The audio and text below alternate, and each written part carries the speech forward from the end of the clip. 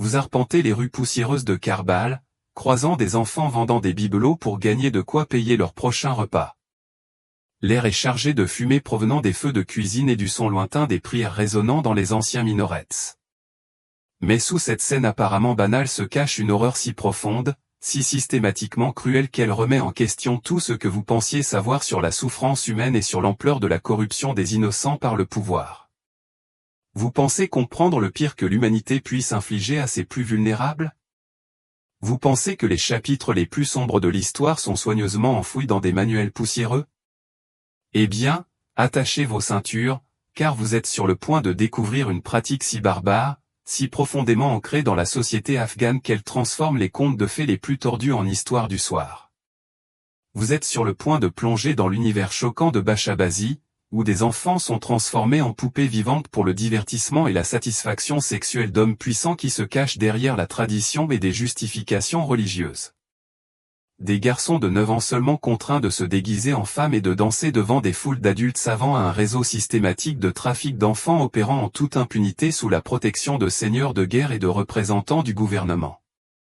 Voici les faits qui détruiront complètement tout ce que vous pensiez savoir sur la culture cachée des abus en Afghanistan.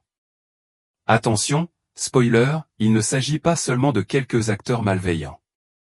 Il s'agit de tout un système conçu pour consommer l'innocence de l'enfance et la transformer en marchandise pour les puissants. Commençons par la vérité la plus horrible. En Afghanistan, un dicton résume parfaitement la logique tordue qui sous-tend ce cauchemar: les femmes sont faites pour les enfants. Les garçons pour le plaisir.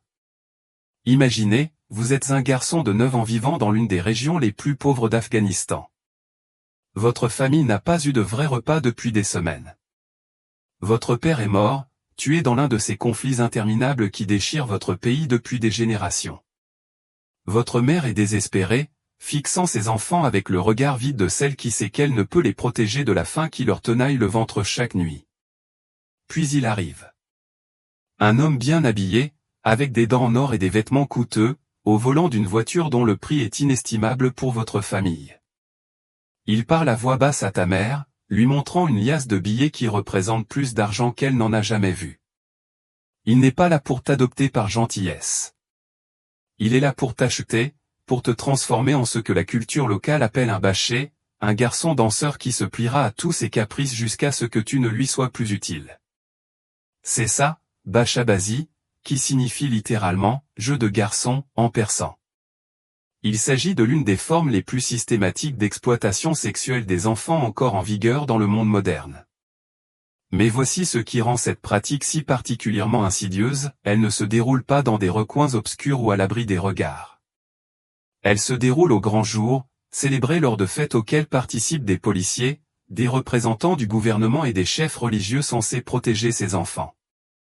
Les garçons, généralement âgés de 10 à 18 ans, sont habillés en femmes, le visage maquillé, les cheveux coiffés selon des arrangements féminins élaborés. On leur apprend à danser, à bouger leur corps de manière à exciter les hommes qui les possèdent. Mais la danse n'est que le début. Après le spectacle, une fois la foule acclamée et l'argent échangé, ces enfants sont emmenés dans des salles privées où le véritable cauchemar commence. Voyez-vous, les hommes qui participent au Bashabazi ont créé un cadre psychologique élaboré pour justifier leurs actes. Ils affirment que ce n'est pas de l'homosexualité parce qu'ils n'aiment pas les garçons. Ils affirment que ce n'est pas un viol parce qu'ils ne souillent pas les femmes. Ils ont construit tout un système de croyances qui leur permet d'abuser sexuellement d'enfants tout en conservant leur statut de membres respectés de la société, de musulmans pratiquants et de pères de famille. Le processus de recrutement est aussi systématique que déchirant. Les enfants des rues, les orphelins et les garçons issus de familles extrêmement pauvres sont les principales cibles. Parfois, ils sont simplement enlevés à leur domicile ou dans la rue, où ils mendient de la nourriture. D'autres fois, des familles menacées de famine se voient offrir de l'argent en échange de leurs fils. On leur dit que les garçons recevront une éducation et des opportunités qu'ils ne pourraient jamais s'offrir. Mais l'aspect le plus dévastateur de ce recrutement est peut-être la façon dont il met à mal l'instinct humain fondamental de survie. Des parents prêts à mourir pour protéger leurs enfants sont contraints de faire des choix impossibles. Regarder son fils mourir de faim ou le livrer à des hommes qui l'utiliseront comme un jouet sexuel. C'est un choix qu'aucun parent ne devrait avoir à faire. Pourtant, des milliers de familles afghanes sont confrontées à ce cauchemar chaque année. Les garçons eux-mêmes n'ont pas le choix. Ce sont des enfants impuissants face à des adultes qui contrôlent tous les aspects de leur vie. On leur dit qu'ils ont de la chance d'avoir été choisis, qu'ils devraient être reconnaissants pour la nourriture et le logement qu'ils reçoivent. On leur fait croire que leur souffrance est normale, que c'est ainsi que fonctionne le monde pour les garçons comme eux. Une fois célibataire, un garçon voit son identité entièrement effacée et reconstruite selon les préférences de son maître. On lui donne un nouveau nom, généralement féminin. On lui apprend à parler d'une voix plus aiguë, à marcher en déhanchant, à répondre aux ordres avec soumission et gratitude. Son développement masculin naturel est entravé par la manipulation psychologique et les violences physiques. Il devient une poupée vivante, un objet fantasmatique destiné à satisfaire les désirs pervers d'hommes qui le considèrent comme une propriété plutôt qu'un être humain. Le processus d'éducation est brutal et complet. On enseigne aux garçons des danses spécifiques. Chaque geste vise à mettre en valeur leur féminité et leur disponibilité sexuelle. On leur apprend à se maquiller, à se coiffer, à choisir des vêtements qui plairont à leur maître. Elles apprennent à lire les humeurs des hommes qui les possèdent, à anticiper leurs désirs, à leur offrir exactement ce qu'on attend d'elles sans qu'on le leur demande. Mais le conditionnement psychologique va plus loin que les simples performances. Ces enfants sont systématiquement décomposés et reconstruits comme instruments de plaisir. On leur apprend que leur valeur en tant qu'être humain dépend entièrement de leur capacité à satisfaire les désirs sexuels des hommes adultes. On leur dit que toute résistance est vaine, que toute fuite est impossible, que leurs familles les ont abandonnés et que la société les a oubliés. Les violences physiques sont constantes et graves. Les garçons qui résistent sont battus, affamés, voire pire. Ils sont menacés de mort, non seulement pour eux-mêmes, mais aussi pour leurs familles restées au pays. On leur montre des exemples de ce qui arrive aux bachas qui tentent de s'enfuir, généralement avec des tortures si violentes que la plupart des garçons abandonnent rapidement toute idée de fuite. Les abus sexuels eux-mêmes sont systématiques et brutaux. Il ne s'agit pas d'agressions isolées, mais de campagnes de viol continues qui peuvent durer des années. Les garçons sont utilisés par leurs propriétaires principaux, mais ils sont aussi loués à d'autres hommes, échangés lors de fêtes et parfois vendus à de nouveaux maîtres lorsque leurs propriétaires actuels se lassent d'eux. Les conséquences sur la santé sont dévastatrices.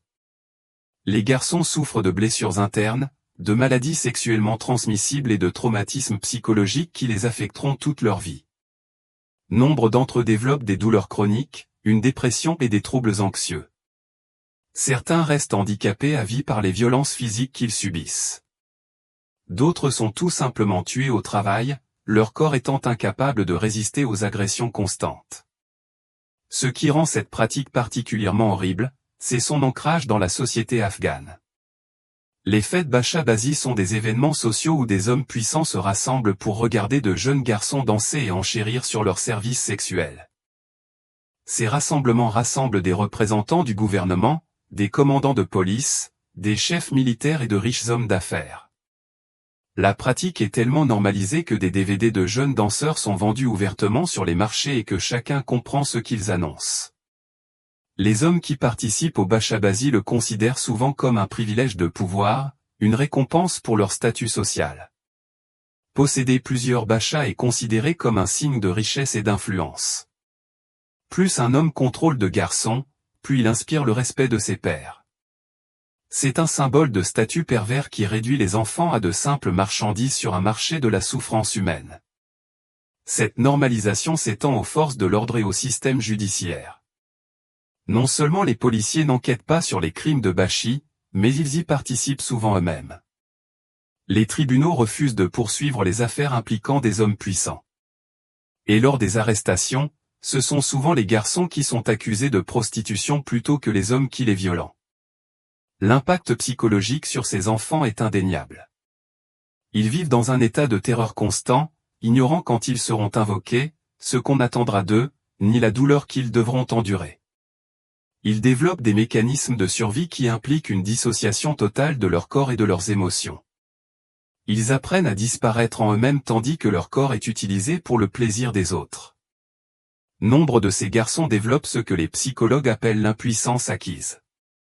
Un état psychologique où ils sont tellement conditionnés à la maltraitance qu'ils cessent de résister ou de fuir, même lorsque l'occasion se présente.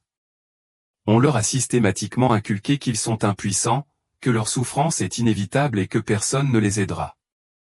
Ce conditionnement psychologique est si efficace que certains garçons défendent leurs agresseurs, affirmant être reconnaissants du refuge et de la nourriture qu'ils reçoivent.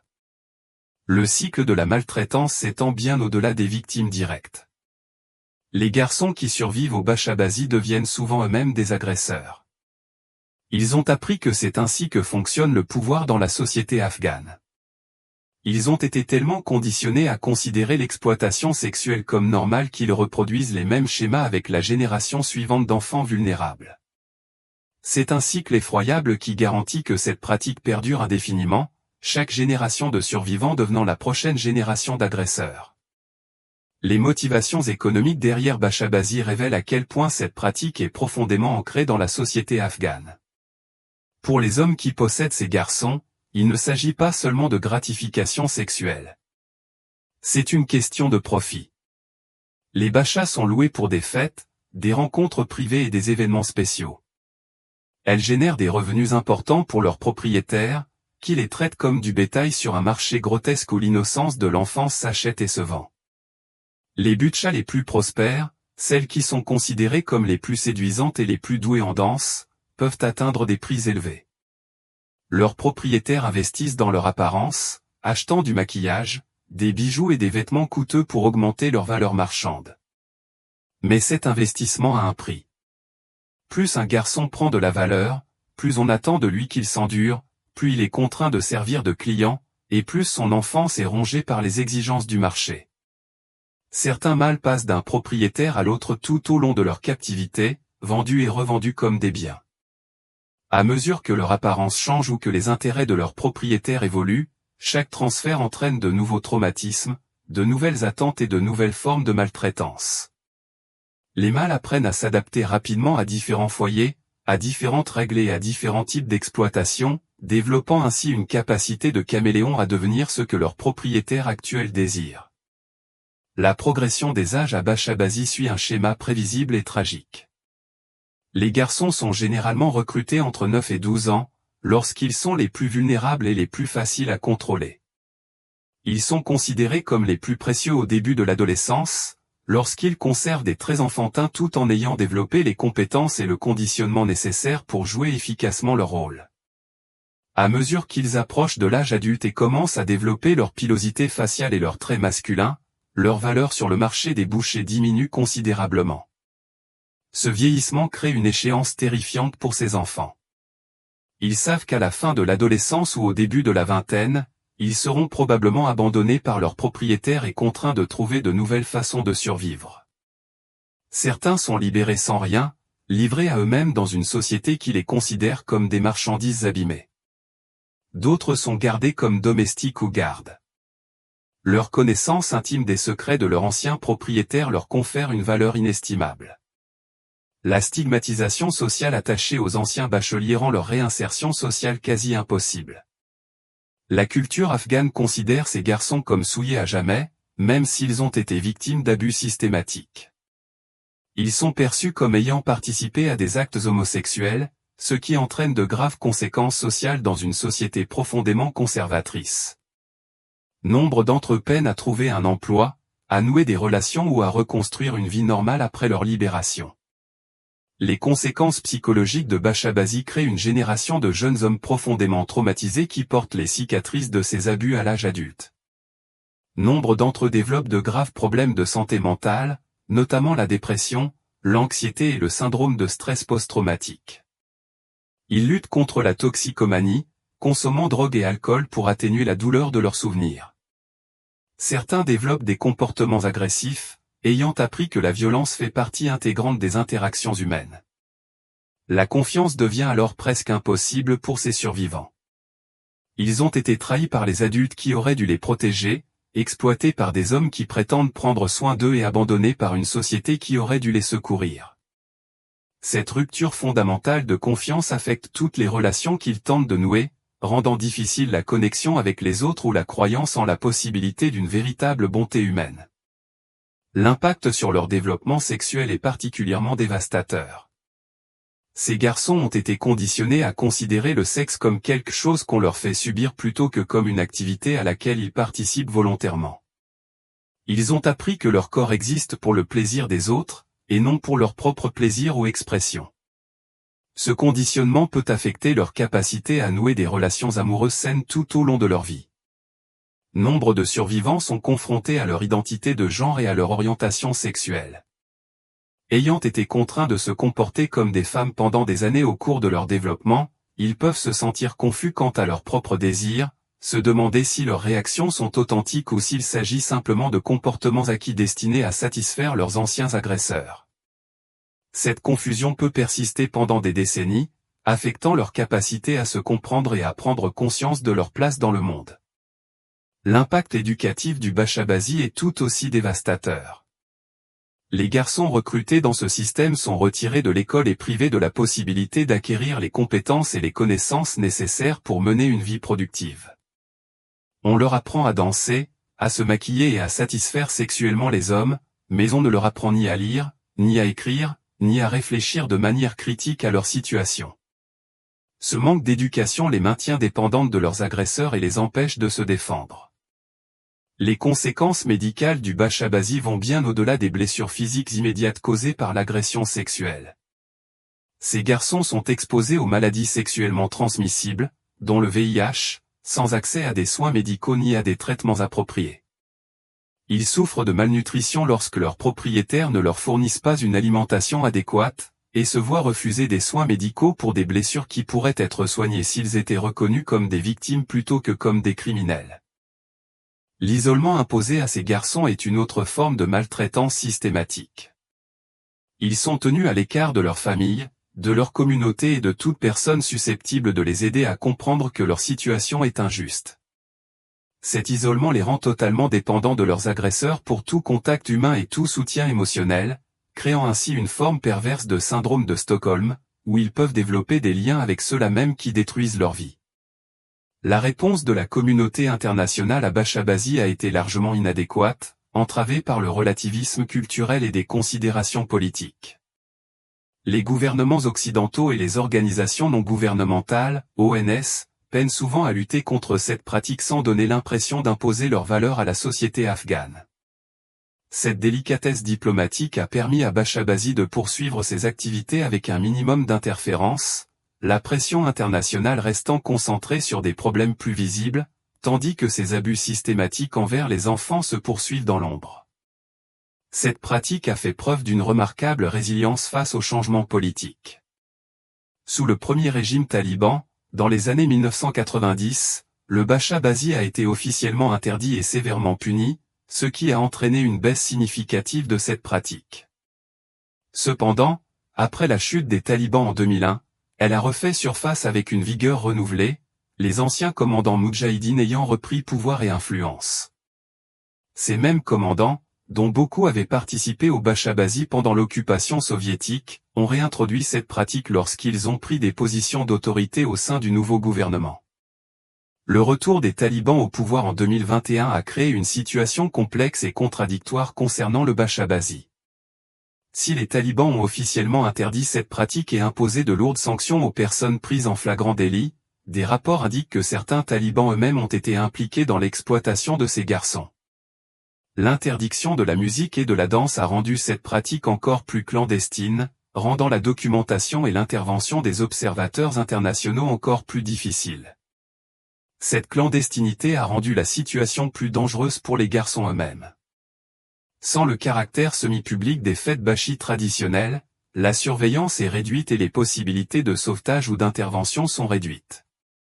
Les garçons sont désormais cachés dans des propriétés privées et des endroits isolés, complètement coupés de toute possibilité d'aide ou de fuite.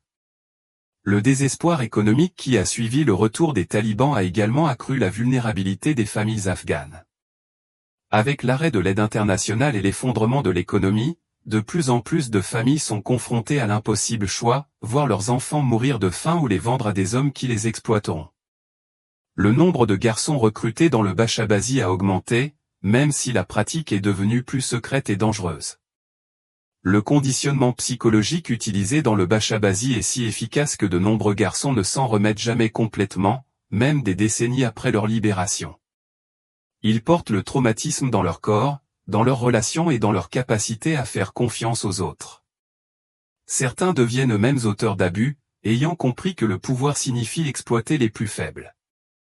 D'autres s'isolent, incapables de nouer des liens significatifs avec qui que ce soit. L'aspect le plus déchirant de ce système est la façon dont il détruit non seulement des vies individuelles, mais des communautés entières. Lorsqu'une société normalise l'exploitation sexuelle des enfants, elle crée une culture où la dignité humaine devient négociable, où le pouvoir prime sur la morale fondamentale et où les membres les plus vulnérables de la société sont traités comme des êtres humains. Des marchandises plutôt que des êtres humains. Les garçons qui survivent à Bashabazi décrivent souvent le sentiment d'être morts pendant leur captivité et de renaître sous une forme totalement différente. Ils racontent avoir appris à séparer leur esprit de leur corps, à vivre dans un état de dissociation constante qui leur a permis de supporter l'insupportable. Mais ce mécanisme de survie a un coût terrible, ils se sentent déconnectés d'eux-mêmes et de leur entourage pour le restant de leurs jours. Le cycle se poursuit aujourd'hui, alors que vous regardez cette vidéo. Quelque part en Afghanistan, un garçon de 9 ans est habillé en femme et contraint de danser devant une salle remplie d'hommes qui ne le voient que comme un objet de divertissement. Ailleurs, une famille prend la décision impossible de vendre son fils plutôt que de le voir mourir de faim. Et ailleurs, un ancien Bachar lutte pour reconstruire sa vie sur les cendres d'une enfance qui lui a été volée avant même qu'il ne comprenne ce qui lui était volé. Telle est la réalité du Bashabazi. Non pas une pratique ancestrale reléguée au livre d'histoire, mais un cauchemar vivant qui continue de consumer la vie des enfants afghans pendant que le monde ferme les yeux. Ces garçons ne sont ni des statistiques ni des études de cas. Ce sont des êtres humains qui méritaient protection, éducation et la chance de grandir en sécurité. Au lieu de cela, ils ont été victimes d'un système conçu pour les détruire et les transformer en instruments de plaisir pour des hommes qui auraient dû être leurs protecteurs. La tragédie de Bashabazi ne se limite pas à ses conséquences individuelles sur des garçons. C'est ce que cela révèle d'une société qui a permis à cette horreur de se normaliser, de s'institutionnaliser et d'être protégée par ceux qui détiennent le pouvoir. Cela nous rappelle que les plus vulnérables d'entre nous sont souvent ceux qui souffrent le plus lorsque les systèmes échouent, lorsque la corruption prospère et lorsque les puissants décident que leur désir prime sur la dignité humaine. Ces enfants méritent mieux. Ils méritent un monde où l'enfance est synonyme de sécurité. Où les garçons peuvent grandir sans craindre d'être transformés en poupées vivantes et où les puissants sont tenus de protéger les innocents plutôt que de les exploiter. Tant que ce monde n'existera pas, le cauchemar de Bashabazi perdurera, consumant de jeunes vies et perpétuant des cycles d'abus qui s'étendent sur plusieurs générations. L'histoire de ces garçons n'est pas seulement la honte de l'Afghanistan.